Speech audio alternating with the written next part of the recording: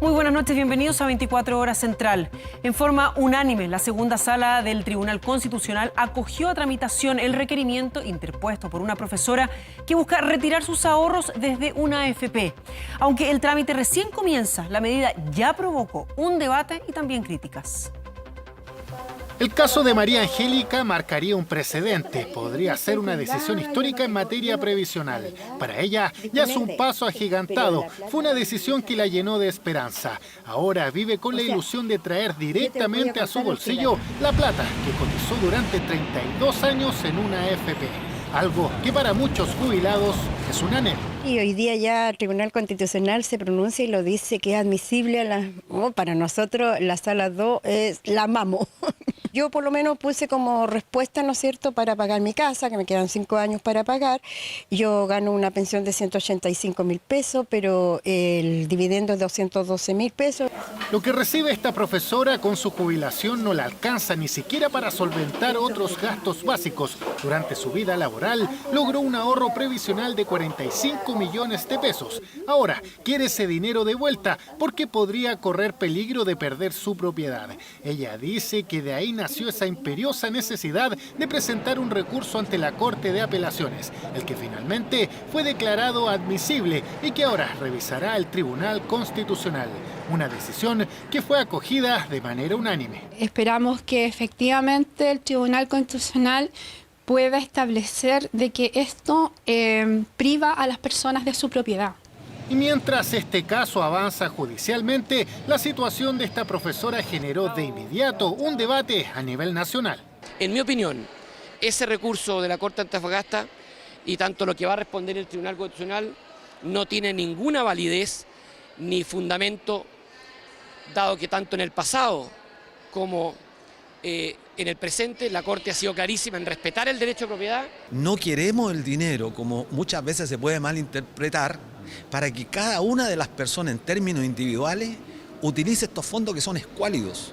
Lo que queremos es definitivamente señalar que la propiedad, si nos pertenece, vaya definitivamente a pagar pensiones y no a desarrollar el mercado de capitales como viene ocurriendo en los últimos años. En nuestro juicio sería muy grave que se permita a las personas retirar sus fondos previsionales para fines distintos que obtener pensiones. Lo que se está revisando podría dar un giro al actual sistema cuando existe un número importante de afiliados que tienen como objetivo retirar sus fondos. Para la Superintendencia de Pensiones, esa no es la fórmula adecuada para solucionar los problemas del bajo monto que reciben muchos chilenos con el actual sistema previsional.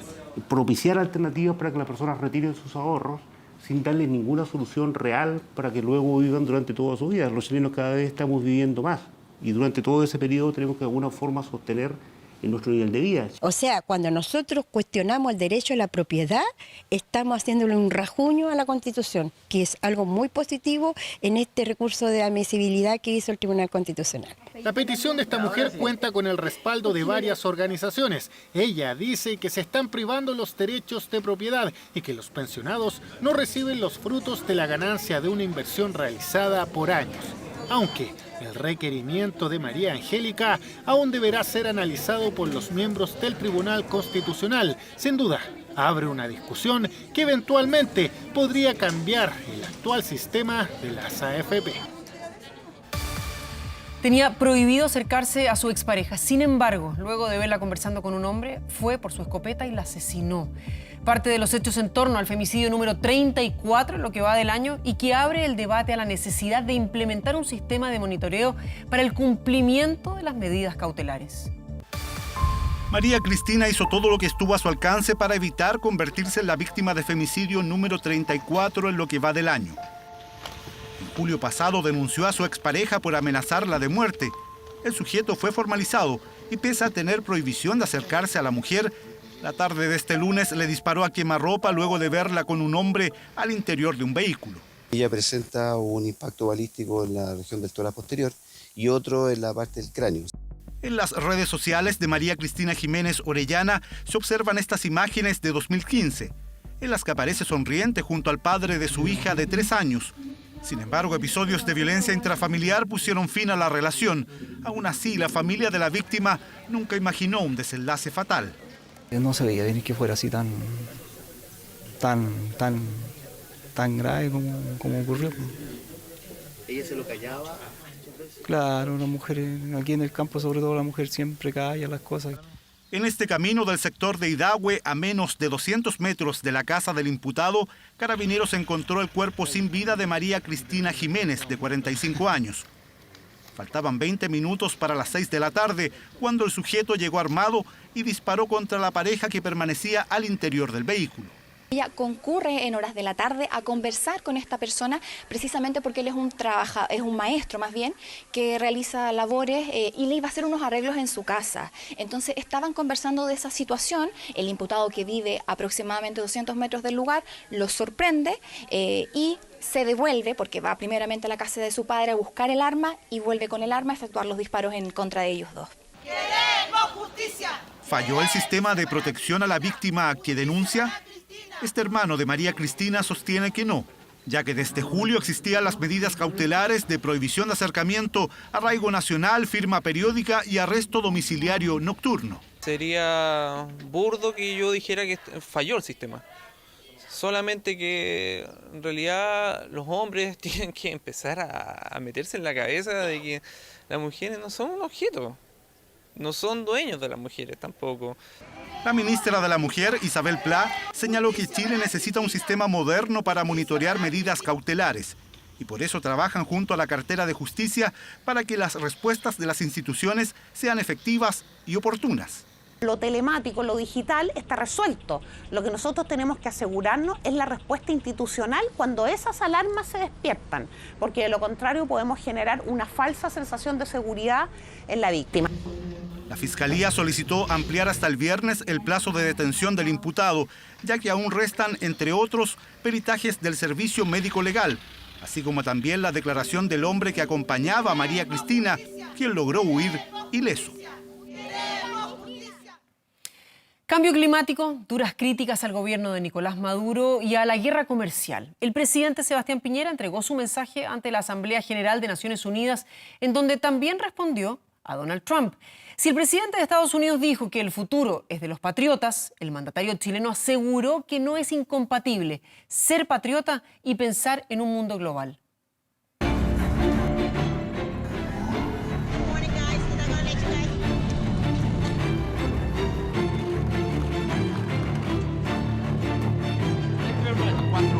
Los informes a primera hora de decenas de medios eran la antesala de la jornada en que se abre el debate en la Asamblea General de la ONU.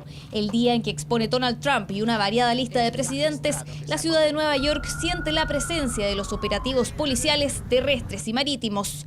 También fue el turno de Sebastián Piñera, quien luego de una cumbre climática y a 2 meses de la COP25 se refirió al desarrollo sustentable. Muy buenas tardes. Debemos dejar de lado esta falsa dicotomía entre crecimiento económico y protección del medio ambiente. El desarrollo o es sustentable o no va a ser desarrollo. Siguiendo la línea del desarrollo, otro tema presente fue la guerra comercial que protagonizan hace meses Estados Unidos y China. Piñera tuvo palabras contra el proteccionismo. La guerra comercial y de tarifas, que desde hace ya demasiado tiempo enfrenta a las dos mayores potencias del mundo. En lugar de unirse para darnos liderazgo y enfrentar con eficacia estos problemas, estén enfrentados una con otra, dejando un peligroso y grave vacío de liderazgo. Horas antes había sido el turno del presidente Donald Trump, quien en 37 minutos llamó al mundo a abrazar sus cimientos nacionales. Si quieres democracia, aférrate a tu soberanía, y si quieres paz, ama a tu nación. Los líderes sabios siempre ponen primero el bien de su propio pueblo y su propio país. El futuro no pertenece a los globalistas, el futuro pertenece a los patriotas. El presidente Sebastián Piñera tomó la frase y la devolvió en su discurso ante la ONU. Que no hay ninguna incompatibilidad ni conflicto entre pensar en un mundo global y al mismo tiempo ser patriota. No se confrontan, son dos partes de una misma medalla que permiten este equilibrio que lo queremos lograr entre integración e identidad nacional. Una postal del día fue el encuentro entre Piñera y Bachelet en el Foro de Adaptación Climática. El mandatario valoró la presencia de la expresidenta en su calidad de alta comisionada. Déjenme recordarles algo. El cambio climático y el calentamiento global son una gran amenaza para los derechos humanos. Así que me gustaría valorar que la señora Michelle Bachelet esté aquí. Para cerrar sus palabras y tal como lo hizo en la misma instancia en 2018, Piñera habló de Venezuela, uno de los temas internacionales que ha marcado su mandato. Tenemos que terminar con la oprobiosa y cruel dictadura que afecta al pueblo venezolano. Una dictadura corrupta e incompetente, que no respeta las libertades ni los derechos humanos y que tiene innegables lazos con el narcotráfico. Muchas gracias. Y precisamente el foco del debate de este miércoles será Venezuela. Fue el mismo presidente Donald Trump quien convocó a una cumbre de líderes occidentales para tratar la crisis en el país latinoamericano. Desde Nueva York fue el informe de Marcelo Álvarez, Valentina Reyes, 24 horas. Y seguimos con lo que ha ocurrido durante esta jornada en Nueva York. Ni una sola alusión al cambio climático hizo el presidente de Estados Unidos, Donald Trump, en su intervención en la Asamblea de la ONU. Mientras el mandatario brasileño, Jair Bolsonaro, afirmó que la Amazonía no es el pulmón del mundo y negó que existiera un desastre ecológico en ese territorio. Como es tradición desde 1955, las intervenciones de los mandatarios en la Asamblea de Naciones Unidas fueron inauguradas por el presidente de Brasil. Esta vez fue Jair Bolsonaro quien reiteró la defensa de la soberanía de su país sobre la Amazonía y descartó que en este territorio haya una emergencia a causa de los incendios forestales. Es una falacia decir que la Amazonía es un patrimonio de la humanidad. Es una equivocación decir que nuestro bosque es el pulmón del mundo. Además, el Amazonas no está siendo devastado ni consumido por el fuego, como aseguran falsamente los medios. Ante eso, el presidente de Francia, Emmanuel Macron, respondió que hay una responsabilidad colectiva en la preservación del Amazonas y del África. Sin embargo, su discurso estuvo más centrado en las tensiones nucleares con Irán. La estrategia de presión sobre la cuestión nuclear de Irán no ha hecho nada distinto a elevar la tensión en la región. Así que ahora, más que nunca, creo que es necesario retomar las negociaciones entre Estados Unidos, Irán, los que firmaron el acuerdo y los poderes regionales preocupados por la seguridad. Sin embargo, al inicio de la jornada, el presidente Donald Trump afirmó en un discurso en el que nunca se refirió al cambio climático que si Irán no deja de ser una amenaza no va a retirar las sanciones y además se refirió a la guerra comercial que mantiene con China. Estados Unidos perdió 60.000 fábricas después de que China ingresó a la Organización Mundial del Comercio. No se puede permitir que la segunda economía del mundo se declare un país en desarrollo para beneficiarse a expensas de otros. Otro de los mandatarios que habló sobre temas comerciales fue el presidente argentino Mauricio Macri, quien defendió el multilateralismo comercial para enfrentar la crisis en su país. Quiero transmitirles que en esta situación de incertidumbre que estamos atravesando los argentinos, hoy mi prioridad absoluta es ocuparme de todos ellos y llevarles alivio para transitar este momento. Por su parte, el presidente de Bolivia, Evo Morales, insistió durante su intervención que los fallos de la Corte de La Haya no cierran la posibilidad de un diálogo con Chile sobre la salida al mar. Hay un tema pendiente en la región, el mar. El mar es indispensable para la vida, para la integración y el desarrollo de los pueblos. Por ello, Bolivia no renunciará a su derecho de acceder soberanamente al Océano Pacífico. Finalmente, la condena a la violación de derechos humanos por parte del régimen venezolano fue otro de los temas presentes en las intervenciones de varios de los líderes mundiales, quienes coincidieron en la presión para sacar a Nicolás Maduro del poder, cuyo representante, el canciller Jorge Arreaza, hablará este jueves ante la Asamblea de la ONU, que va a continuar durante toda la semana, escuchando los discursos de los 193 jefes de Estado. Emergencia climática. Y si traemos la discusión del cambio climático a nuestro país, en Chile más de 700.000 personas tienen un trabajo ligado a la agricultura y la mitad de ellas está en regiones dentro de las más afectadas por la sequía. Una situación que pone en riesgo miles de fuentes laborales y que puede agravarse aún más en los próximos meses.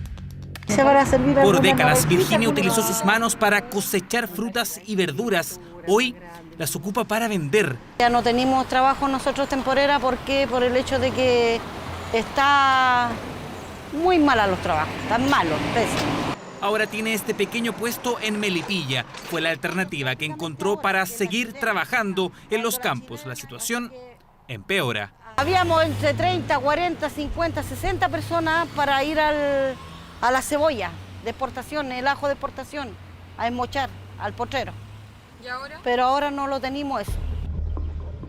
Y un elemento, o más bien la falta de él, está provocando pérdidas de empleos en varios puntos del país. La escasez de agua está causando estragos en la agricultura. Cada vez más casos. Si hay gente que se está llegando menos, esto ya. Menos. Y nosotros mismos, yo creo el último ya que voy a partir, o sea, que voy a... Creo yo, pues, en esto, porque yo tengo a mi hermano igual, tienen gente que ya no miran la saca ya, están mirando otra cosa.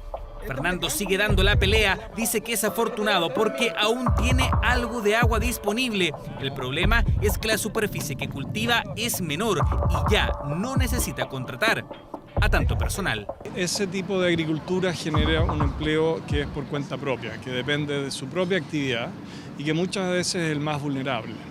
Y eso puede representar del orden de 60 a 70 mil empleos por cuenta propia. En Chile, el trabajo agrícola se concentra principalmente entre la región de Coquimbo y del Maule, justamente la zona más afectada por la sequía. Casi 400.000 empleos, más de la mitad del total del país, están en riesgo por la falta de agua. En Montepatria, los crianceros viven su peor año. Muchos ya están pensando en cambiar de rubro. El trabajo se acaba. Yo creo que muchos crianceros van a tener que tomar esa opción. Muy difícil, porque es un cambio radical de vida. De ser un criancero a trabajar apatronado es difícil y, como le digo, son todos gente mayor. Los efectos se empiezan a sentir a partir de ahora, de la primavera, ¿no? Donde empieza a haber cada vez más actividad en la agricultura y en la medida que no tengamos agua, esa actividad se va a ver más restringida y por lo tanto va a requerir de menor trabajo. Impacto en los puestos laborales que el gobierno monitorea. Sabemos que esta sequía puede tener y va a tener y ya está teniendo impacto en el empleo. La idea es fortalecer el Servicio Nacional de Capacitación y Empleo para así entregar nuevas oportunidades de trabajo a quienes ya lo perdieron o perderán. Nosotros tenemos un plan intenso de inversiones en aquellas regiones para de alguna forma contrarrestar este impacto, ya sea por la vía de la reconversión, la capacitación y también por la vía del apoyo a los trabajadores. No queremos dejarlos y no los vamos a dejar solos. La sequía ya dejó de ser solo un problema medioambiental, ahora es uno económico y laboral.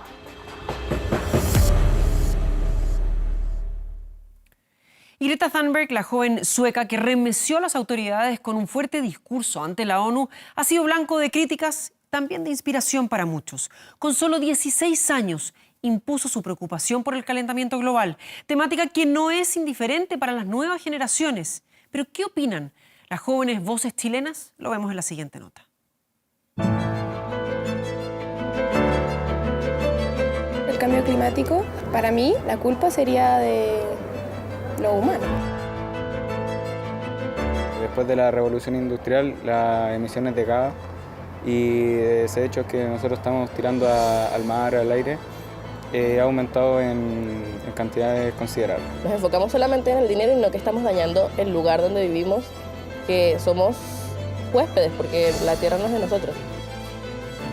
Lo personal a mí me asusta, pero también creo que es algo que sí se puede cambiar y es posible solucionar. Nosotros hemos creado todo esto y no tomamos conciencia y somos demasiado tercos para no darnos cuenta de que se aproxima.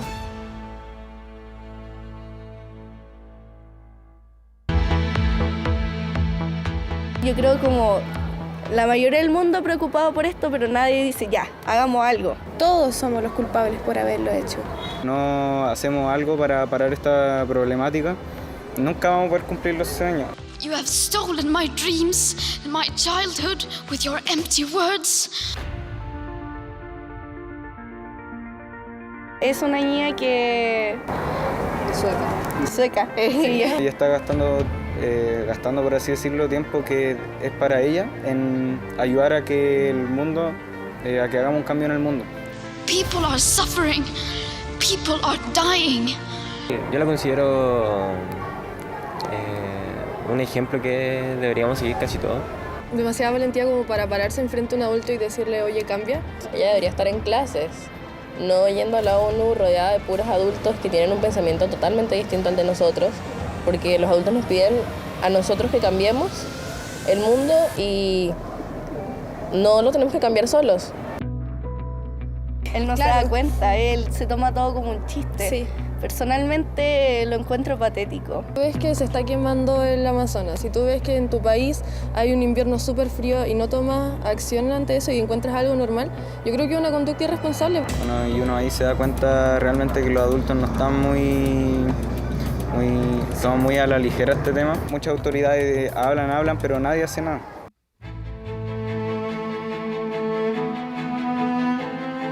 A mí me da demasiado miedo saber que en algún momento se puede acabar todo. A mí me da miedo porque yo también quiero un futuro y siento que lo voy a perder si no se cambia esta situación. Me da lata por mi hermana. Yo tengo una hermana de 6 años que va a ver el mundo totalmente cambiado. Cuando tengas un hijo y le muestres la montaña, ¿qué le vas a decir? Hay una nube gris que creamos nosotros de contaminación. Me imagino como a un niño como encerrado en una burbuja y que ahí adentro como que le cuentan todas las historias del pasado. Así como, oye, antes había árboles verdes acá. Hoy en día no me gustaría tener. Siento que somos tan tercos de que nunca vamos a tomar conciencia. Los políticos chilenos ya deberían actuar.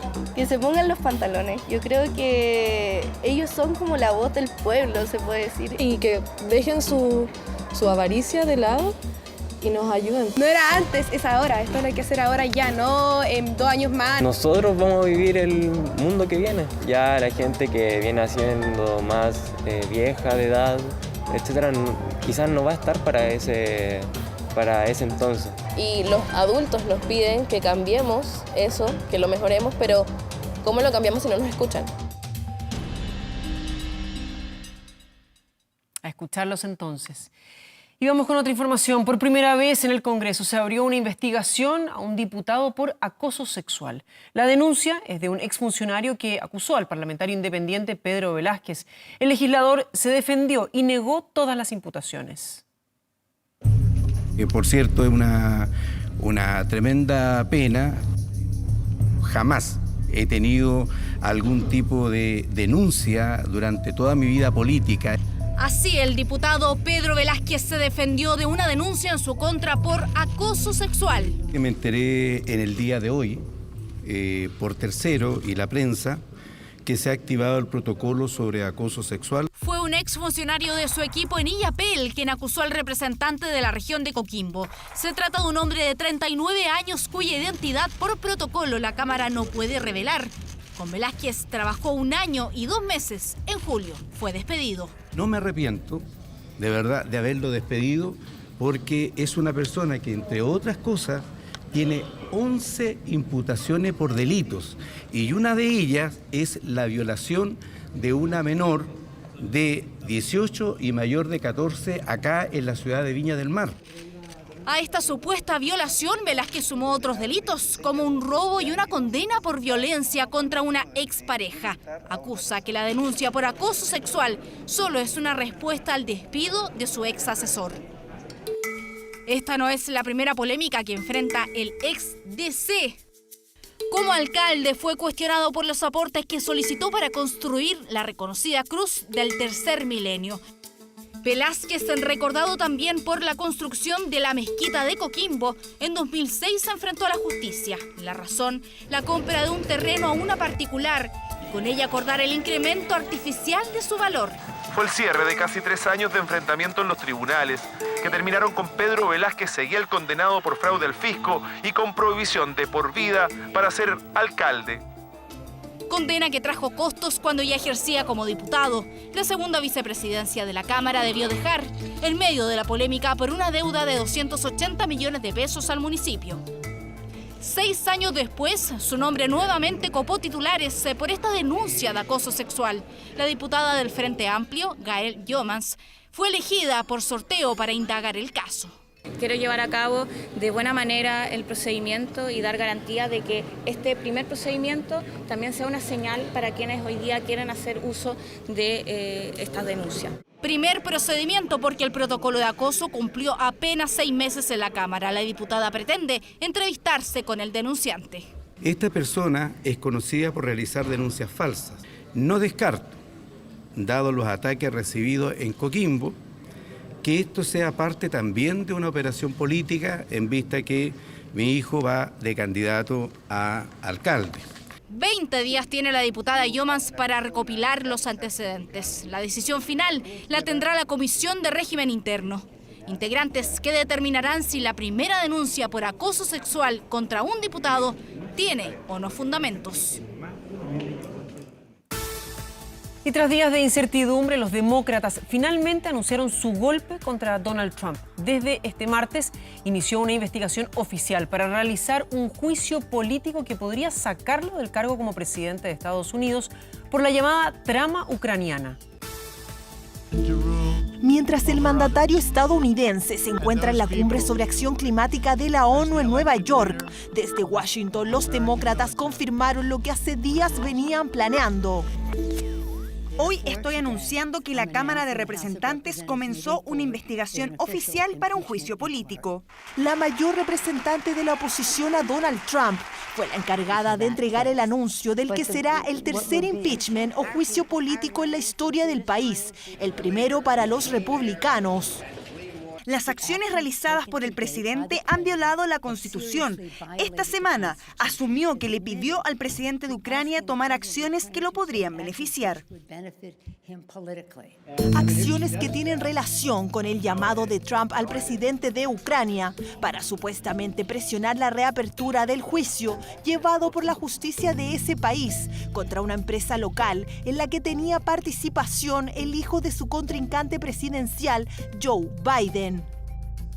Fue precisamente este tema, el que se conoce como la trama ucraniana, el que impulsó a los demócratas a realizar la investigación.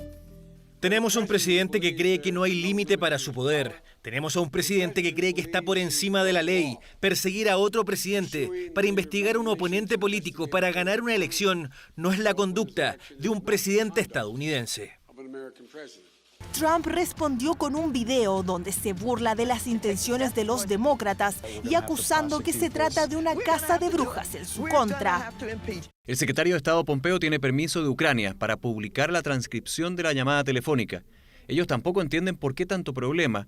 Una total caza de brujas organizada por los demócratas. Los dos juicios políticos anteriores no pudieron pasar de la primera instancia, situación que se podría repetir en este impeachment y mantener a Trump en el poder, considerando que el Senado tiene mayoría republicana. Y de vuelta a nuestro país, la policía ya lo tenía en la mira por los delitos de portonazos y encerronas. En el último se hizo viral su participación. Junto a su banda intentó un asalto en Quilicura, pero todo le salió mal. No robaron el vehículo y lo grabaron.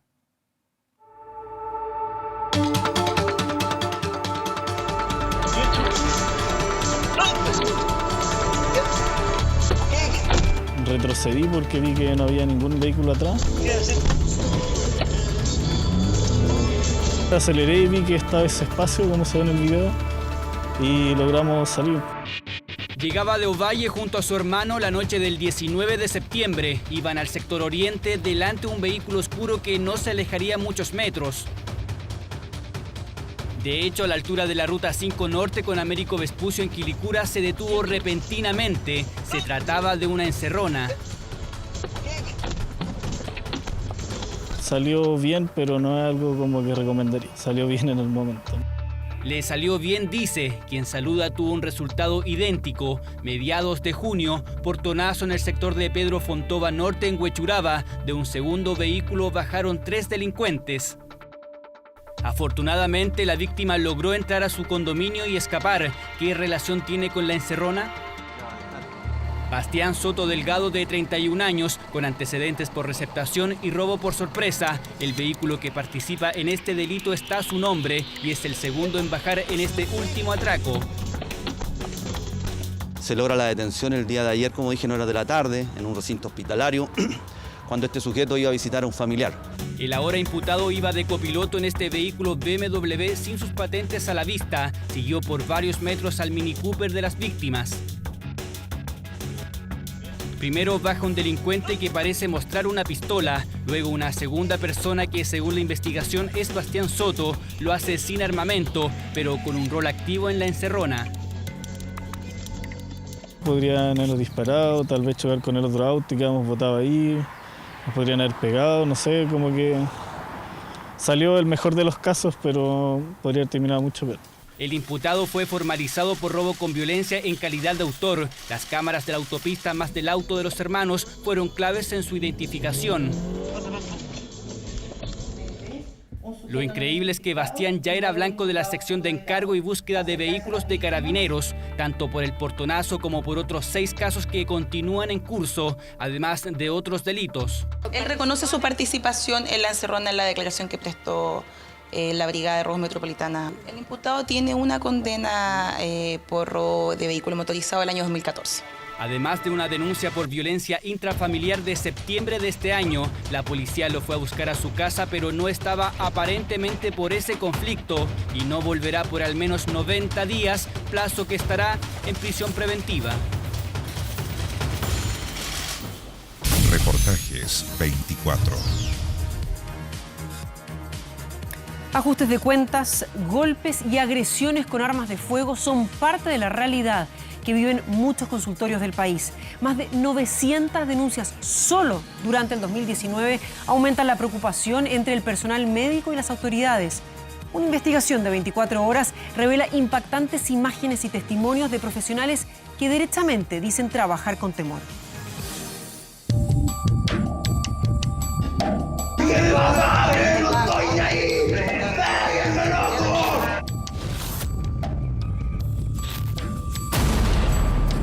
Quizá la cifra parezca un poco abultada, pero no es más que el reflejo de una realidad preocupante. El 60% de los funcionarios del sistema público de salud manifiesta haber sido víctima de agresiones por los propios usuarios. Una paciente a las 8 de la mañana me pateó en el suelo, me agarró a combo. Acá hemos recibido agresiones con armas de fuego, hemos recibido agresiones físicas. Desproporcionados insultos, violentas reacciones, golpes contra profesionales y rencillas entre delincuentes son cada vez más comunes en los centros de salud pública de todo el país. Carabineros casi siempre llega a casi todos los turnos que yo tengo porque siempre hay un episodio de violencia. Pero es necesaria presencia policial en algunos consultorios. Se deben endurecer las penas contra quienes agredan al personal médico. ¿Qué ha hecho el Estado para revertir esta situación? Con estas preguntas iniciamos nuestro reportaje y comenzamos esta investigación.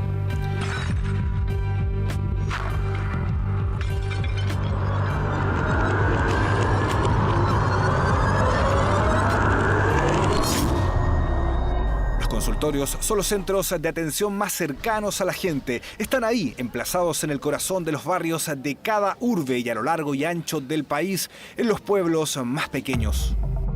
Sin embargo, hoy tienen un problema. Centros de salud familiar, servicios comunales de urgencia y de atención primaria denuncian que no pueden trabajar tranquilos.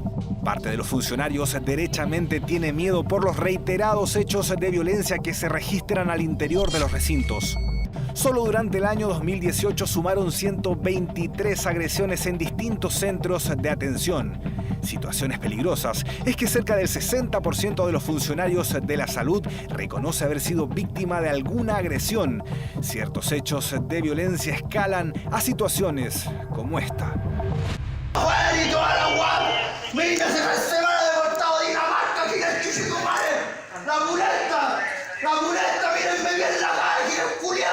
Era cerca de la medianoche cuando el caos se apoderó del Centro de Salud Familiar Santo Tomás.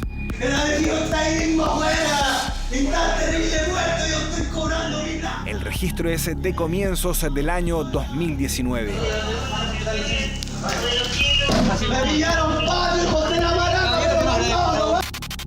El tipo lo amenazó de muerte, dejó el box para la historia, hizo tirar todo. Tuvimos que cerrar el sapo ese día porque los dejó a todos mal. Lo amenazó con una jeringa que lo iba a matarlos a todos. A esta mujer la llamaremos Sara porque teme revelar su nombre. Ese día estaba de turno y presenció todo lo ocurrido al igual que Patricio. Lo empezó a amenazar con las mismas cosas que tenemos nosotros, que son las jeringas que teníamos ahí en el reanimador, y empezó a amenazar a las chiquillas, a mis compañeras, y tuvimos que salir. Pero era una persona muy, muy, muy violenta. Incluso hizo 1000 pedazos, muchas cosas en el reanimador, cosas que a nosotros el día de mañana nos sirven para salvar una vida. Cambiamos su nombre para proteger su identidad. Este funcionario lleva casi 40 años en la red de atención primaria. Esa noche también estaba de turno. Nos trasladamos desde La Pintana hasta Renca, otra de las comunas que muestra un alto índice de violencia en salud. Una mujer patea la puerta del servicio de alta resolución de Renca, ubicado en Avenida Balmaceda, y quiebra los vidrios. Está ofuscada por la tardanza en la atención, pero desafortunadamente esto no es lo peor que captan las cámaras.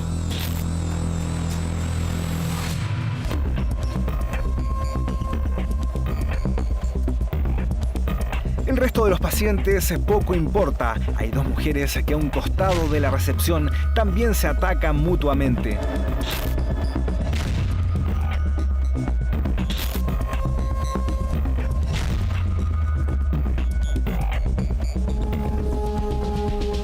Renca resultó con lesiones incluso el director del Centro de Salud Familiar. Los hechos ocurrieron cuando dos hermanos protagonizaron varios destrozos. Exigieron atención inmediata. Los problemas empezaron cuando les pidieron unos minutos de espera.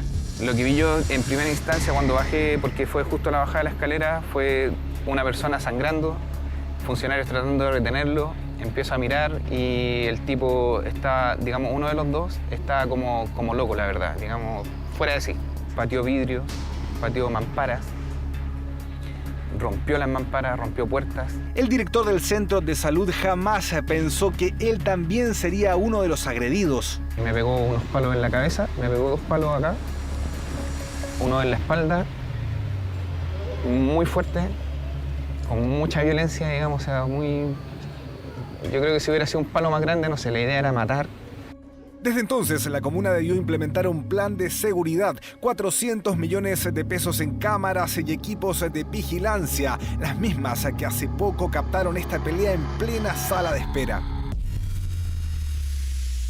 Lamentablemente nos dimos cuenta que si nosotros esperábamos esos recursos que vinieran desde el Ministerio de Salud, no íbamos a ser capaces de atender esta situación, lo que nos motivó a nosotros a hacer una inversión extraordinaria con recursos municipales. ¿Por qué la violencia? Porque la gente se exaspera estando tanta hora, es porque lamentablemente los doctores, los auxiliares, dejan mucho que desear en cuanto a la atención. No la entiendo yo, ¿por qué motivo puede haber una violencia en un centro de asistencia de salud? No sé, porque se llaman conflictos gente que no tiene paciencia en realidad. Gente que es agresiva, entonces, o que tienen problemas en sí ellos mismos, entonces buscan como desquitarse, una cosa así, o sea... En Chile, la mayoría de los consultorios y centros de salud familiar tienen inscritos a más del doble de las personas que pueden atender, como ocurre en el Raúl Brañez de San Bernardo, donde hace pocos días las cámaras captaron esta violenta pelea. Ivania dice que la seguridad en algunos consultorios es mínima. Lleva más de 5 años en el sistema público. Y las agresiones físicas, tengo por lo menos 4 o 5 funcionarios que han sido agredidos a golpes, directamente a golpes por los mismos pacientes. Cuenta que casi nadie quiere venir a trabajar a las comunas que muestran mayores índices de violencia. Muchos funcionarios vienen a trabajar con temor, sin ganas, porque en el fondo acá me cuesta mucho encontrar médicos porque los médicos no quieren venir porque sufren agresiones. La gran mayoría de los chilenos se atiende en el sistema público de salud. Desde muy temprano la gente comienza a hacer filas para conseguir una hora. Yo trabajo en la primera línea. Quiere decir que yo atiendo público. La primera persona que el paciente ve somos nosotras. Y es en este contexto donde también pasan situaciones y hechos de violencia. Le ocurrió 2 veces a esta mujer. La primera en su antiguo trabajo, la segunda en el CEFAM Santo Tomás de la comuna de La Pintana. Desde hace años su labor es asignar fecha y hora para la atención de los pacientes. Dice que era bien temprano, cuando la agredieron de una forma que jamás olvidará. Y me agarra combos en el cuello, las orejas, y a la impresión caigo Me la tratan de sacar, me agarra de las mechas del pelo, me empieza a patear y ahí las pacientes me la trataban de quitar porque estaba loca. Nadie nos resguarda a nosotros. Nadie. Al igual que la mayoría, prefiere resguardar su identidad para no arriesgar eventuales represalias. Según las estadísticas que se manejan en el sector, tan solo 1 de cada 3 funcionarios de la salud denuncia las agresiones sufridas en su lugar de trabajo. Esto hace mucho más difícil cuantificar lo impactante de una realidad que peligrosamente se ha ido normalizando en algunos recintos. Nuestra entrevistada continúa con el relato de aquella bochornosa mañana. Si no hubiese sido por las pacientes que habían, no sé si estaría contando la historia. No hay carabineros, llega tarde. Hace poco ocurrió otro hecho grave en la sala de espera del consultorio Raúl Dráñez de San Bernardo. Durante el día opera como centro de salud familiar. Por la noche el recinto se convierte en un SAPU, uno de los pocos servicios de atención primaria de urgencias que tiene la comuna. Es en este horario donde se registra la mayor cantidad de incidentes. José lleva más de 15 años trabajando en el servicio público de salud. Es técnico en enfermería y justo estaba de turno el día en que agredieron a su compañera de trabajo. De esa noche se conserva este registro. Los adolescentes no la escucharon, estaban agresivos, drogados, bajo el efecto del alcohol y la agredieron. Antes de reaccionar de esta forma habían golpeado al guardia de seguridad. El personal debió refugiarse en un box, puesto que denuncian había traficantes armados esperando a las 2 jóvenes que seguían devastando el recinto de salud. Quebraron mamparas, las ventanales del SOME, los vidrios que tienen los extintores, puertas de vidrio, ventanas, en general todo. Todo lo que se le atravesó, ella la quebraron. ¿Y a tu compañera la golpearon? ¿Qué le hicieron? Le pegaron una cachetada y una patada aquí en el muslo. Lo exhibido en este reportaje no es un fenómeno exclusivo de comunas como Renca, La Pintana o San Bernardo. Lamentablemente, la violencia en los consultorios ha ido escalando peligrosamente en todo el país. Casi todos se sorprendieron al ver estas imágenes en Temuco, donde un paciente sacó una pistola para intimidar a los doctores porque llevaba mucho tiempo esperando y no lo atendían. Este insólito hecho ocurrió en el hospital de Pitrufquén, región de la Araucanía. Pero donde más conmoción hubo fue en el CEFAM de Hualqui. Acá un hombre disparó a 2 personas que a esa hora se atendían en el box. Ambos murieron, uno ahí mismo, el otro cuando era trasladado a Concepción. El hecho hizo que la Confusam exigiera una intervención del gobierno. ¿Cuál es la zona más conflictiva del país? 8ª región. Todo ha habido hasta el día de hoy. Violencia con armas de fuego, con arma blanca, los narcos que llegan a ajustar cuentas, heridos, viene la otra banda a rescatar y como no hay una atención de inmediato, empiezan a disparar, a destruir. Pero, ¿qué es lo que ha hecho el Estado? Dicen que actualmente se tramita un proyecto de ley en el Congreso para revertir esta situación. Registramos 927 hechos de violencia en los establecimientos de salud, es decir, hospitales como consultorios. Eso significa 3 hechos de violencia diarios. No vamos a permitir que esto se normalice. El proyecto busca modificar el Código Penal para agravar la responsabilidad de aquellos que incurran en agresiones a los trabajadores de los establecimientos de salud, imponiendo a los directores la obligación de denunciar los delitos, garantizando también el acceso a la defensa jurídica para los trabajadores agredidos. Una compleja situación que no solamente afecta a los trabajadores, sino que también a todos los usuarios de la red pública de salud.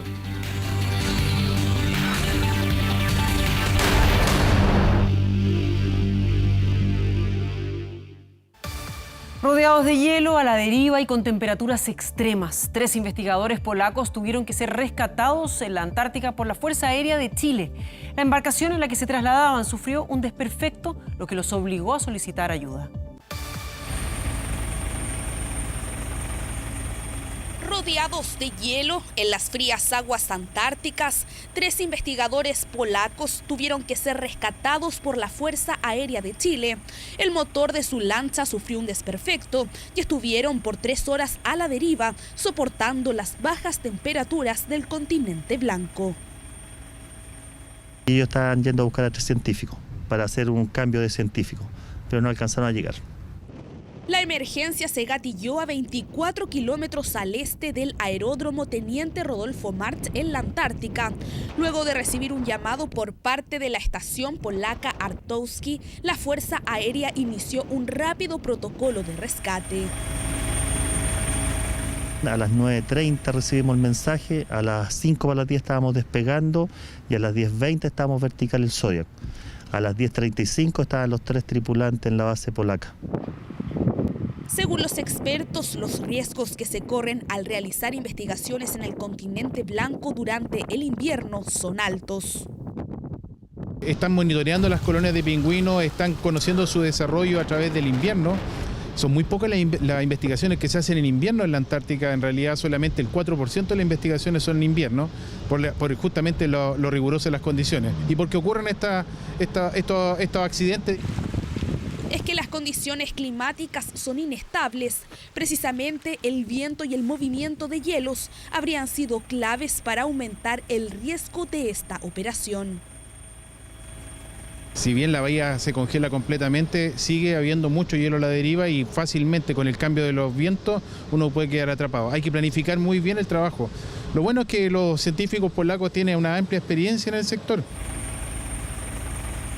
Tras el exitoso rescate, los 3 investigadores polacos resultaron ilesos en una aventura que sin duda, ante otras condiciones, podría haber terminado en tragedia.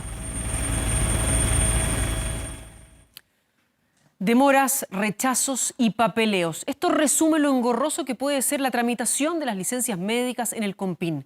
Pero una plataforma digital y de emisión electrónica busca disminuir a menos de un mes los pagos a los trabajadores.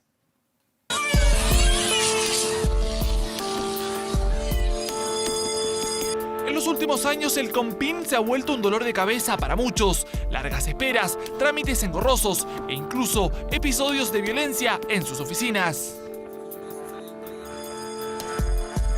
Un lugar que Patricia visita desde el año pasado, tramitando sus licencias. Un proceso lento que le ha traído muchos problemas.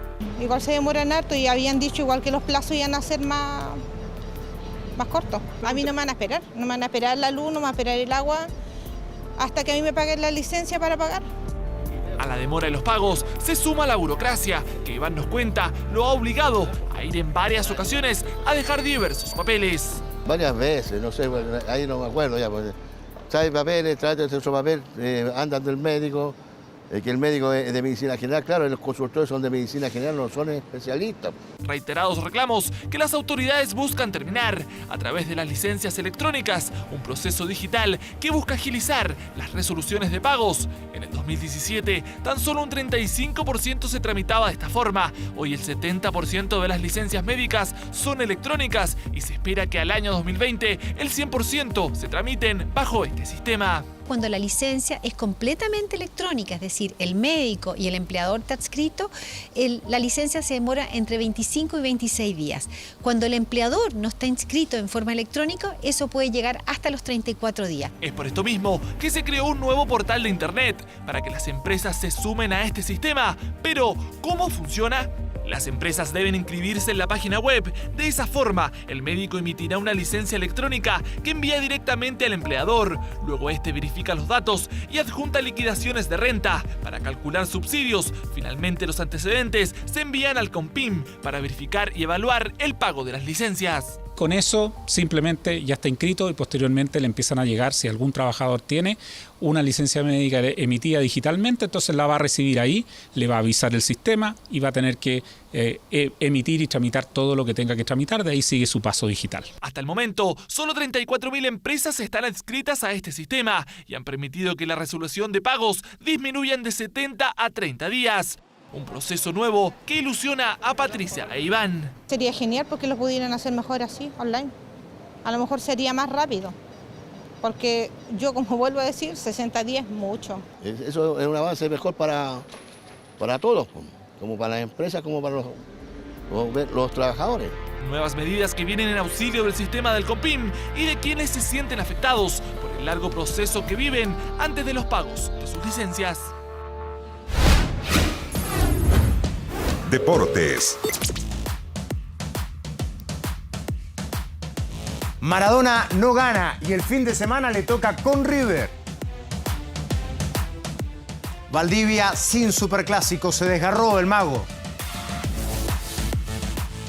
Alexis lidera premios de Worst, un ranking de lo peor de la temporada, lamentablemente. ¿Qué tal? ¿Cómo están? Qué gusto de saludarlos. Comienza el bloque deportivo, la información de todas las actividades y las disciplinas deportivas, que va a comenzar precisamente con Diego Armando Maradona. La pasa mal en su inicio el técnico hoy de Gimnasia y Esgrima de La Plata, porque jugó su segundo partido, lo perdió, y más encima, el fin de semana le toca con el actual campeón de América, que es uno de los equipos más poderosos de Argentina, le toca con River. Con ustedes, los protagonistas. Ahí está Maradona. El recibimiento del público de Talleres para con Maradona. Es lo que genera Diego Armando Maradona en cada cancha que pisa. ¡Qué momento! Su equipo Gimnasia era visitante y aún así recibió todo este cariño. Solo a Maradona lo rodean de esta manera. Incluso lo entrevistan antes del partido. Son recuerdos que no se te van a borrar jamás. Con el pitazo inicial comenzó el show del Diego. Siempre sentado Maradona. Estas fueron sus primeras indicaciones, los primeros insultos. Luego, de vuelta a la quietud. A Diego se le despertaba la curiosidad. Quería algunos datos del partido. Pasaban los minutos y el Diego hacía el amague de pararse. Pero no. Maradona comenzaba perdiendo y así reaccionaba. Diego comenzaba a sufrir. Nuevamente intentaba pararse. Recién al minuto 43 lo hizo. Viene el centro, el cabezazo y el gol. Claro, el empate de su equipo era festejo asegurado. Tras su festejo, Maradona se prendió. Tranquilicen la pelota, decía el 10.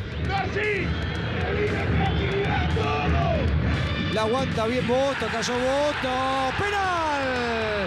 Para mí no es penal. Penal mal cobrado en contra de Gimnasia. ¡Moreno! Penal mal cobrado que a la postre le significó la derrota al equipo de Maradona, quien reaccionó así en contra del árbitro. No se puede decirle nada porque ya es malo, nació malo y va a morir malo. Segundo partido y segunda derrota de Maradona en su aventura en Gimnasia y Esgrima, equipo que sigue último y su próximo rival es River Plate. Hay tiro de esquina para lapidario fue Diego con el juez del compromiso. Aquí está el partido Liga Española, así se jugó hoy, fecha 6 del fútbol español. Antoine Griezmann para el 1-0 de Barcelona sobre Villarreal, tras el centro de Lionel Messi. Y vean el golazo, por favor, de Arthur. Vean. Extraordinario. El zapatazo de Arthur a los 14 de la primera fracción. Ya ganaba el Barça por 2-0 al Villarreal.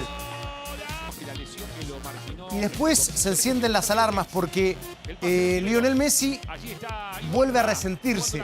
Vuelve a la cancha también, regresa a la cancha, digo, y continúa en el partido. Pero hay preocupación en Barcelona por el estado actual de Lionel Messi y sus lesiones musculares. Golazo también de Santi Cazorla, en definitiva. Ahí está el accionar de Claudio Bravo. En la sorpresa hay otro equipo de cuarta división, el Leicester, que termina eliminando al Tottenham por penales. Una de las sorpresas del día en Inglaterra, en esta que es la Copa de la Liga, la competencia número 3, donde sí vio titularidad Claudio Bravo. El que no va a poder ser titular, y es lamentable, lo sienten los hinchas, también los dirigentes y por supuesto él, es Jorge Valdivia, que lamentablemente volvió a lesionarse en un partido además amistoso, jugado con Magallanes hace algunos días. Se confirmó que es un desgarro y estará por lo menos entre 3 y 4 semanas fuera, con lo cual se pierde el Superclásico. Estos chiches de Jorge Valdivia no se volverán a ver hasta un buen tiempo más. Es que el pasado jueves, durante un amistoso entrenamiento frente a Magallanes, el 10 volvió a sufrir con las lesiones. Tuvo una rotura de una cicatriz en el isquiotibial, en el bíceps femoral izquierdo. En palabras simples, recrudeció de su dolencia anterior, justo cuando se le ponía fin a su castigo tras el rosario que le propinó al árbitro Ángelo Hermosilla. Llega esta mala noticia para el mago y también para Mario Salas. Y el tiempo de recuperación aproximado es de entre 3 y 4 semanas según la evolución clínica.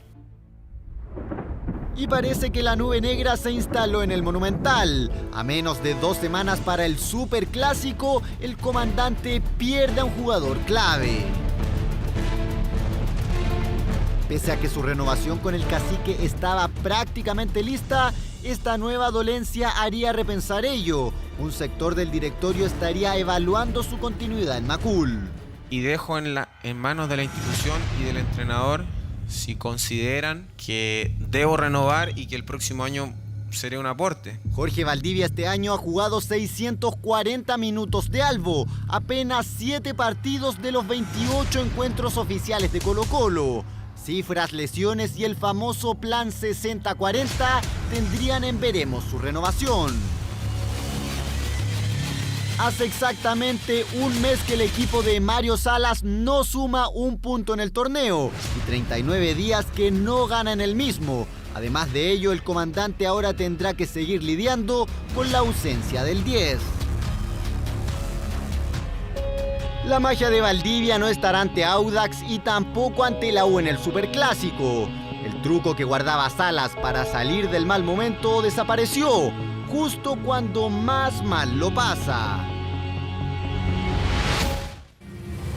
Sí, los 640 minutos, tiene razón la nota, hacen 7 partidos, pero en realidad él ha jugado 10, ¿no? En 6 de ellos jugó los partidos completos, los otros 4 no. En total 10 partidos de los 21 jugados en el Campeonato Nacional. Se perderá a lo menos 3 más y esa es la dificultad. Se pensaba en una renovación, todavía no está cristalizada esa renovación, pero hay una intención de que aquello suceda. Y además, el problema es que no va a estar Valdivia este fin de semana frente a Audax Italiano, que por cierto es el segundo de la tabla, es el que Colo-Colo debe alcanzar para alcanzar posiciones de Copa Libertadores en fase de grupos, y tampoco va a estar Paredes aparentemente, porque preferirían guardarlo de cara al Superclásico, tomando en cuenta que se juega en una cancha que es cancha sintética y que a Paredes esto le puede costar algún problema. A ello se suma además la dolencia de Volados, es decir, en Colo-Colo hay mucha preocupación por lo que sucede con los lesionados. Bien, vamos ahora con Alexis Sánchez. Si sumamos preocupaciones, esta es otra evidentemente, porque en unas publicaciones europeas, en España particularmente, se eligen a los peor rankeados del año, los que más decepciones han hecho durante la temporada, y Alexis está en ese ranking lamentablemente, y además Conte en conferencia de prensa ya ha declarado y ha puesto los puntos sobre las IES respecto de la situación de Alexis hoy como reserva del Inter de Milán.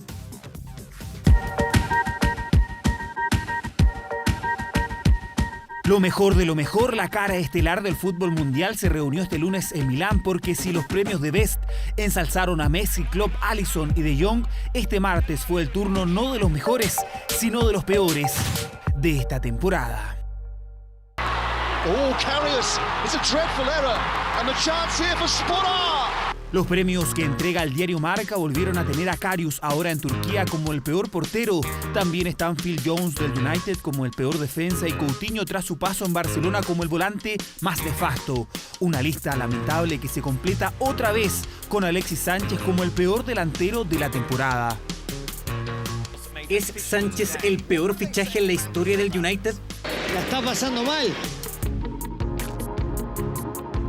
Así, al igual que el 2018, Sánchez fue escogido como el atacante más decepcionante con el 75% de las votaciones, superando entre otros a Christian Atsu, Quincy Promes y Javier Pastore. Su nefasto paso por el United le sigue arrastrando problemas a Maravilla, no solo en esta votación, sino en su arranque en el Inter de Milán. ¿Qué pasa con Sánchez? ¿Por qué su ausencia? ¿Es una cuestión física o no se ha adaptado al mecanismo del equipo? Fue la pregunta definitiva a Antonio Conte ante la falta de minutos del chileno en el Inter. Alexis fue pedido por el propio técnico, llegó como figura y sin embargo apenas ha jugado ante el Udinese. Yo tengo que pensar en los intereses del Inter y no tengo que contentar las preferencias de nadie en particular. Antonio Conte, apodado como el general o el Mourinho italiano, es reconocido por su mal carácter. Su estilo aguerrido es intransable. Así lo hizo saber en la Juventus, en el Chelsea y ahora en el Inter. Para él no hay estrellas ni privilegios. Con Sánchez es lo mismo que pasa con otros jugadores. En el momento que pueda darme lo que quiero, será integrado al equipo, al igual que Biraghi o Lázaro. Los jugadores están trabajando, se están exigiendo para poder estar en el equipo titular. Necesitamos que todos se sientan parte importante. Es por eso que este miércoles Alexis podría ser titular ante la Lazio, la revancha de un delantero caído en desgracia que parte desde cero con el general Antonio Conte. Ingresa a 120.cl/promo. Participa y vive una experiencia única junto a tu familia en Viña Santa Rita. Y vive la vida 120. Se está disputando un mundial de pesas en Pattaya, Tailandia. Y el chino Tao Tian ganó la medalla de oro en envión con 230 kilos y oro en el total olímpico con 410 kilos, que esto es la suma del envión y del arranque, tras haber levantado 180, en arranque. Todo esto en la categoría 96 kilos. O sea, personas que pesan hasta 96 kilos levantan todo lo que les acabo de decir que hace. Es extraordinario. Se quedó después con la plata el Baj de Qatar. Vamos a ver ahora la categoría damas, que es lo que estamos observando en la imagen. Y es espectacular lo que hacen estas competidoras. Hablamos de la categoría 76 kilos. Rim Jong-sim de Corea del Norte ganó la medalla de oro en arranque tras levantar 124 kilos, récord del mundo. Y oro también en el total, ya que alcanzó los 276 kilos tras levantar 152 en envión. La china Zhang Wanli se quedó con la plata tras completar un total de 271 kilos. Realmente pesos extraordinarios. Atletas espectaculares en el Campeonato del Mundo de Tailandia. Increíble, increíble. Sí, si pensamos la cantidad de kilos que puede levantar. Mañana Garín. Mañana Garín, sí, que está jugando un ATP 250, pero que además subió en el ranking, está número 33 del ranking y está haciendo una buena semana. Así es que esperamos que esto continúe para que el equipo chileno de Copa Davis llegue de la mejor manera a la Copa Davis que se va a jugar en Madrid este año en la nueva modalidad que a muchos no les gusta, pero donde Chile ya está clasificado para jugar. Ahí vamos a estar muy pendientes. Muchas gracias, Chao, Fernando. Muchas gracias. Buenas noches. Chao.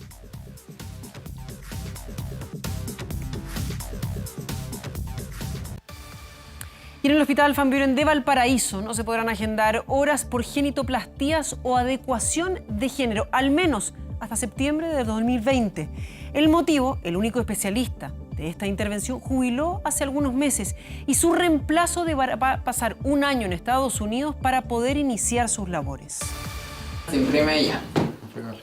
Alejandra es la primera dirigente estudiantil transgénero en Chile.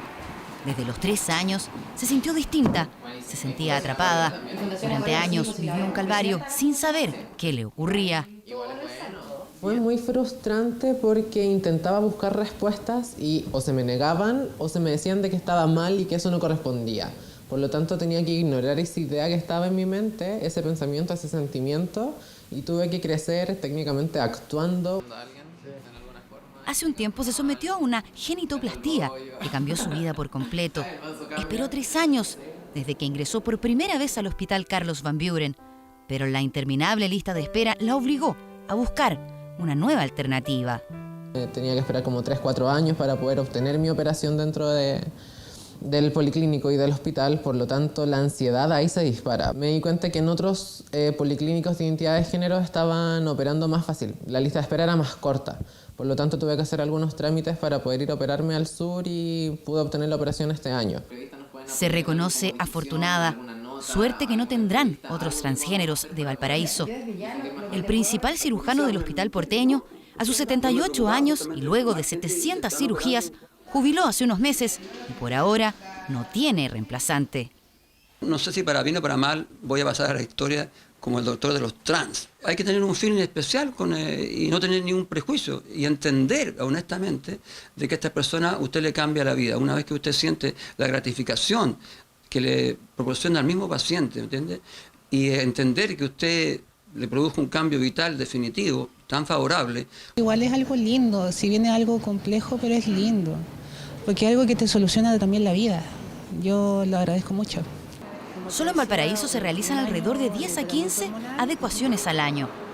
La ausencia de un especialista obligará a retrasar la programación de nuevas cirugías. No basta con que un día sea joven y que tenga interés. Si el jefe de servicio no lo apoya, no puede hacer nada. Tiene que apoyarlo el jefe de servicio y apoyarlo el director del hospital. Y más arriba el ministerio. Dice que sí, se han formado especialistas, pero falta política pública y conciencia respecto de la identidad de género. Y qué mejor política que ya contar con 3 centros. Hace pocos años el único centro que operaba esto era el Hospital Van Buren. La doctora que asumirá su puesto en el Hospital de Valparaíso deberá viajar un año a Estados Unidos para especializarse y recién estará de regreso en septiembre de 2020. No existe un programa a nivel país de formación de especialistas en este rubro. Falta de un especialista que revela la fragilidad del sistema público y se pudo haber previsto. Por ahora, personas como Alejandra deberán seguir esperando para dar el paso hacia una nueva vida. Y la ministra de Educación, Marcela Cubillos, respondió a la acusación constitucional que se analiza en la Cámara de Diputados. La secretaria de Estado aseguró nuevamente que no se ha infringido la Constitución ni la ley y anunció que sus argumentos serán expuestos el próximo martes cuando se vote en la sala el libelo en su contra. Días claves vive la acusación constitucional contra la ministra de Educación, Marcela Cubillos. Este lunes, cerca de las 11 de la noche, su abogado entregó los fundamentos y descargos de la secretaria de Estado ante la Cámara de Diputados. Su defensa busca que esta acusación se califique como no presentada, o sea, que se determine que no cumple con los requisitos establecidos en la Constitución, argumento con el que pretenden frenar su avance en el Congreso. Nosotros estamos convencidos que no se configuran las causales de infracción a la Constitución y la ley que se argumentan. La Constitución chilena permite tener diferencias políticas, permite tener agendas políticas distintas y eso no puede ser argumentado que es una infracción a la Constitución o a la ley. Argumentos que serán expuestos el próximo martes cuando la sala vote la admisibilidad de la acusación constitucional presentada por la oposición. Los firmantes aseguraron que la ministra Cubillos infringió el principio de probidad al referirse al sistema de admisión justa, no ejerció el control jerárquico para implementar el sistema de educación pública y dejó sin ejecución el presupuesto de servicios locales de educación, entre otros. Todo ello refutado por su defensa y 4 solos argumentos. No se contienen hechos graves, no hay imputaciones concretas hacia la responsabilidad de la ministra. Los acusadores quieren obviar la división de competencias, que es fundamental en un Estado de Derecho. Hay una violación clara al debido proceso. Y con esa defensa, Marcela Cubillos se presentará ante la Cámara de Diputados. Cuando se recurre a esta instancia, uno tiene que asumir también su propia responsabilidad, asumirlo con un poquito más de humildad, con un poquito más de tranquilidad y no siempre pensando que el adversario está totalmente equivocado y yo solamente tengo el 100% de la razón. La comisión que revisa el nivel acusatorio continúa sus estrictas reuniones en el Congreso, citas a las que han asistido invitados como el ex subsecretario del Interior del gobierno del presidente Ricardo Lagos, Jorge Correa Sutil, el abogado constitucionalista quien ha defendido a 4 ministros de distintos sectores en acusaciones constitucionales. Analizó los 5 capítulos que componen la acusación. 4 de esos 5 capítulos no contienen una acusación personal contra la ministra de infringir la Constitución o la ley. Por lo tanto, debieran ser desestimados de plano. Argumento que podría incluirse en las conclusiones de la comisión conformada en su mayoría por diputados oficialistas. 6 días tienen los parlamentarios para enviar su informe. La verdad es que esperaba que la ministra viniera a contestar a la comisión. Yo esperaba poder hablar con ella, poder hacerle varias preguntas que tenía en el tintero. Sin embargo, la ministra ha optado por la alternativa de contestar por escrito. Ella no, pero el abogado está presente y está haciendo las intervenciones del caso, así que no hay problema. El próximo martes 1 de octubre, la sala de la Cámara de Diputados votará la acusación constitucional, instancia donde Marcela Cubillos podría intervenir en la sala para defender su permanencia en el cargo de ministra de Educación.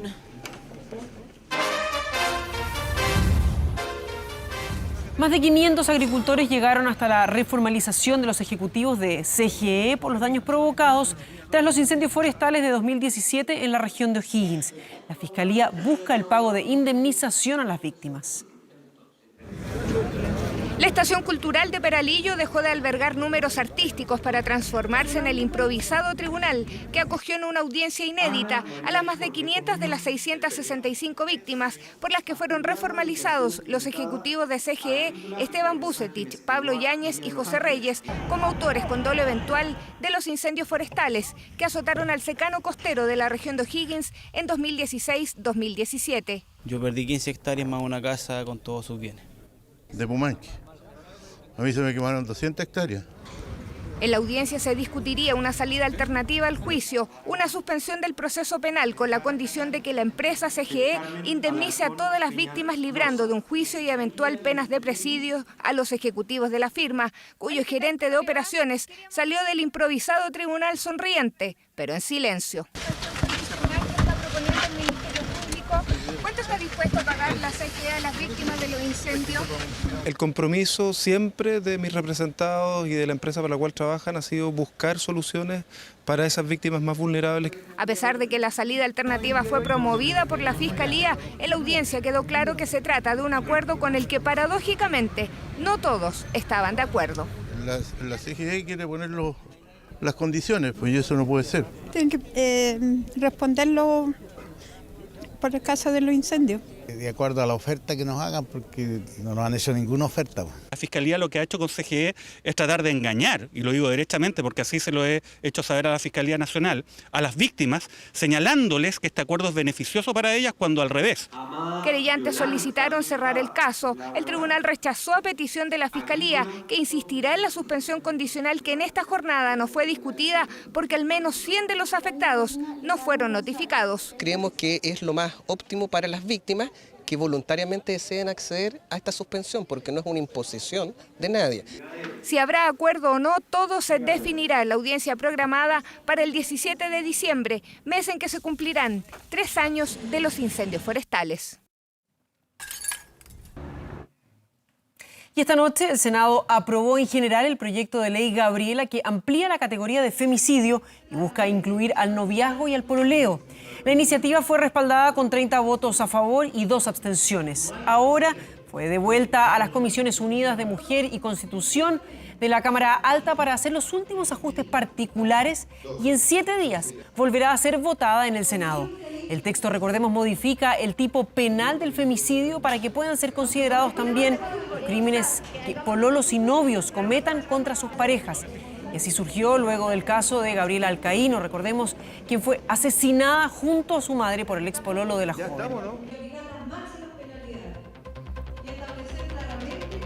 Y lo estamos respaldando primero porque nos parece que es un proyecto, es una modificación a la ley que cierra ventanas de impunidad hoy día. Hoy día cuando un hombre asesina a una mujer con quien ha tenido una relación sin convivencia, verdad, es un delito calificado como un homicidio simple y por tanto su pena máxima está muy lejana de la pena máxima que puede obtener el autor de un femicidio, que es perpetua calificada. Último minuto. Y una situación muy tensa se vive a esta hora en la comuna de Cerro Navia a raíz de un inminente desalojo de un terreno. Ahí está Camilo Zavala y nos amplía la información. Camilo, buenas noches. No ha matado a nadie, no está metiendo dura nada.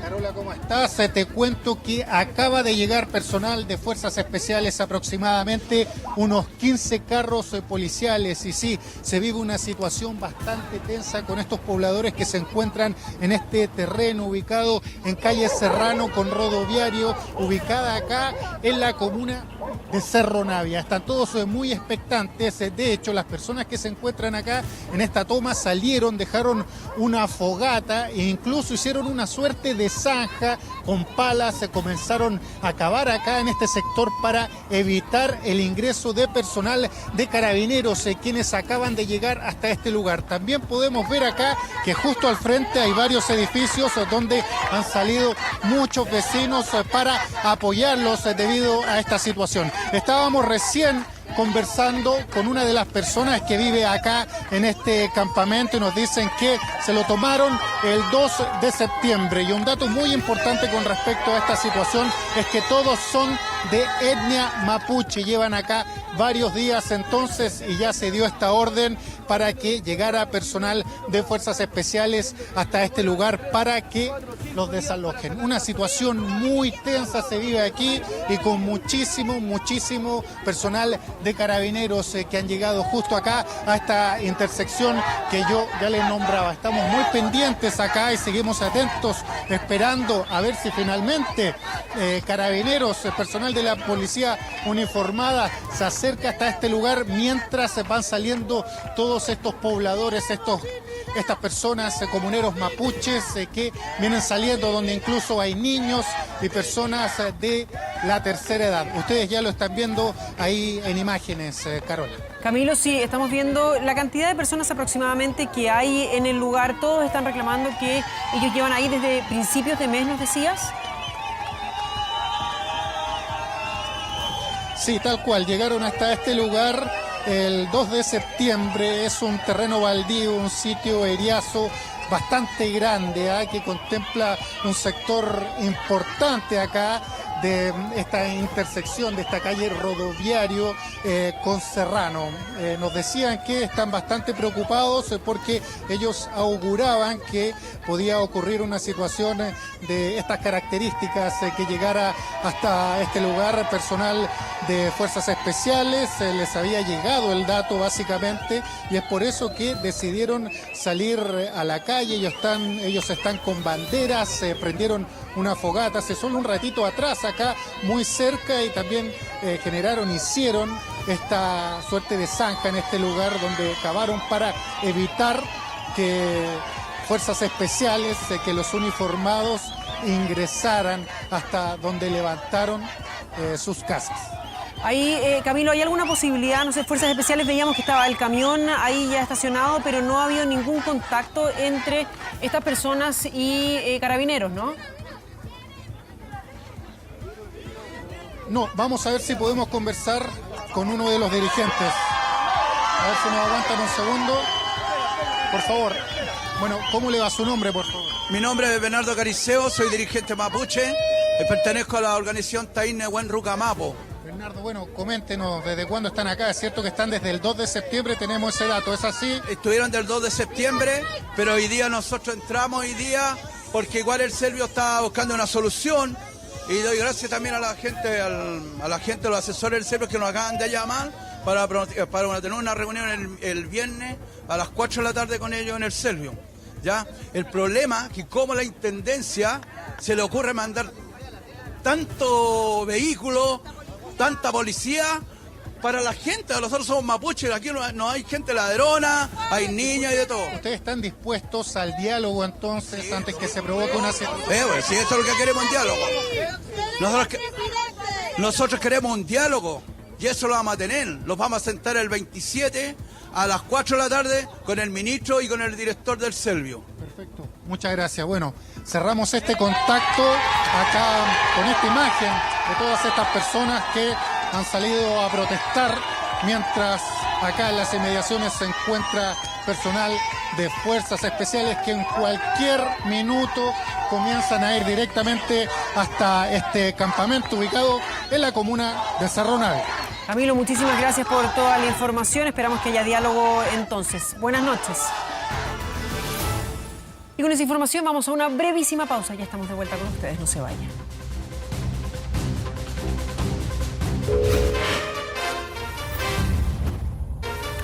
Y ya estamos de vuelta para contarles sobre un estudio de la realidad social que mostró que cada día son más los chilenos que tienen síntomas de depresión. El temor al futuro y el exceso de trabajo aparecen como las principales causas de los problemas de salud mental que afectan mayoritariamente a las mujeres. Bastaron unos minutos en el centro de Santiago para comprobar que lo que dicen muchas encuestas tienen harto de verdad.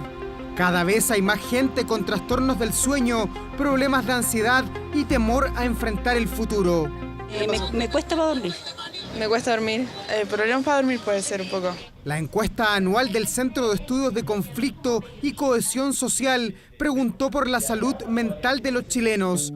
Además, la comparó con años anteriores, mostrando una clara tendencia al alza cuando se pregunta si ha tenido síntomas depresivos en el último tiempo. Ha habido un incremento gradual de las personas que tienen síntomas más severos y moderados y severos hacia adelante. Entonces, eso es una preocupación desde el punto de vista de la salud mental de nuestra población. Porque uno piensa que tiene que comer al otro día, tiene que alimentarse, levantarse, ir a trabajar. Y si está mala la cosa, entonces ese es el problema. Yo he escuchado gente que dice, no, si con 500.000 pesos se puede vivir. Y cuando tu crédito hipotecario son 250 y arrastras un crédito universitario a lo mejor de 120, ese problema te lo lleva al tema psicológico. Me cuesta dormir. ¿Por qué? Por el estrés.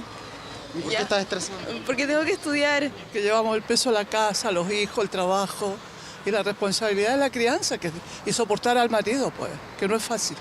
Entre hombres y mujeres, el estudio es claro. Las mujeres tienen mayor tendencia a enfrentar cuadros depresivos de carácter moderado o severo. Así lo reconoce esta muralista y también dibujante de 24 años, para quien la vida diaria es bastante compleja. Personalmente sí he estado como con cuadros depresivos y todo eso. Ansiedad, problemas de sueño y eso más que nada. El futuro sí me preocupa, como esa necesidad de que quizás no voy a ganar tanto con lo que hago, que no se valora tanto. Las mujeres que trabajan más horas en comparación a los hombres reportan también mayores síntomas de depresión. Probablemente esto está relacionado con los roles tradicionales, donde las mujeres además del trabajo deben cumplir otras funciones en la casa, pero además está relacionado, por ejemplo, con los niveles de endeudamiento. A las mujeres les afecta más que a los hombres la misma cantidad de endeudamiento o la misma cantidad de horas. El estudio también indica que a partir de los 45 años es cuando los chilenos enfrentan mayores cuadros de ansiedad y depresión. Es allí cuando el futuro y sobre todo las deudas aprietan con mayor fuerza.